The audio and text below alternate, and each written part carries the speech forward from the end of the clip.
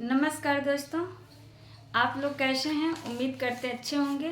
आप लोगों के बीच में मैं एक विवाह गीत गाने जा रही हूँ। जैसा लगे कमेंट में ज़रूर बताना और सब्सक्राइब करना, लाइक करना और शेयर करना और ढेर सारा प्यार देना दोस्तों। Thank you. निबिया का पेड़ा जनी काटैहा मोरे बाबा, उहे चिरैयन का बासेर।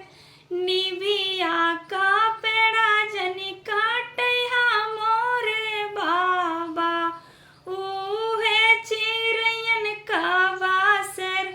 कटी जई है डाढ़िया ता उड़ी जई है चिराई, रही जई है निबिया केल।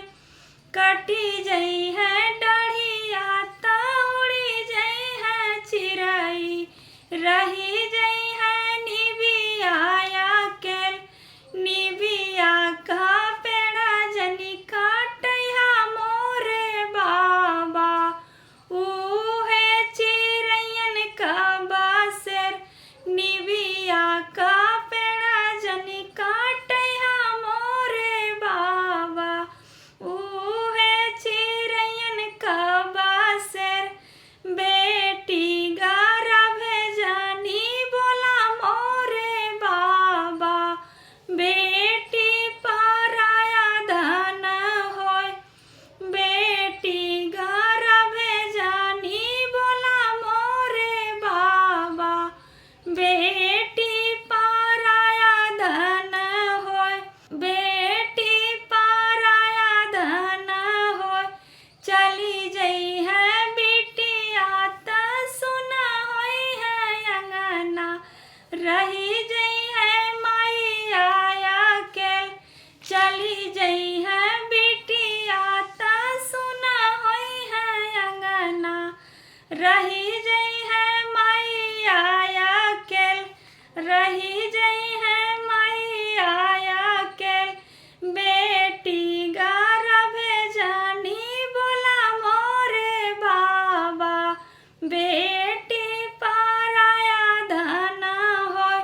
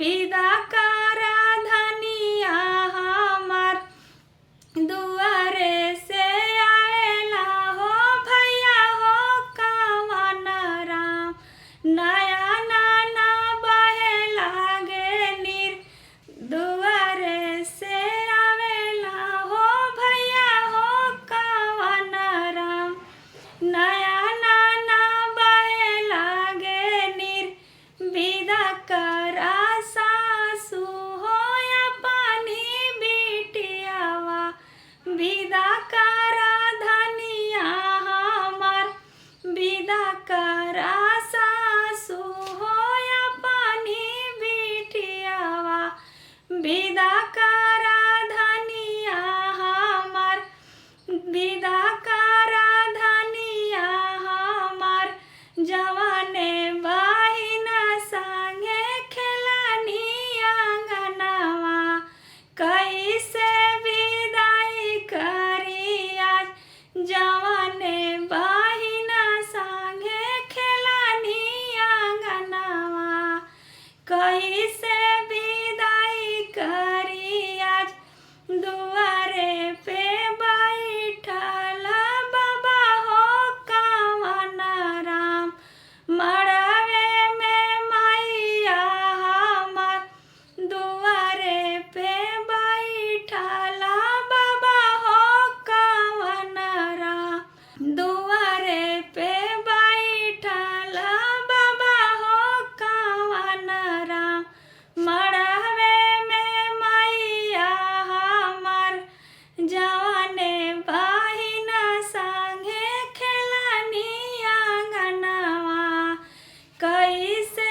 विदाई करी आज जवाने बहिन संगे खेलनी आंगनवा कैसे विदाई करी आज बहिया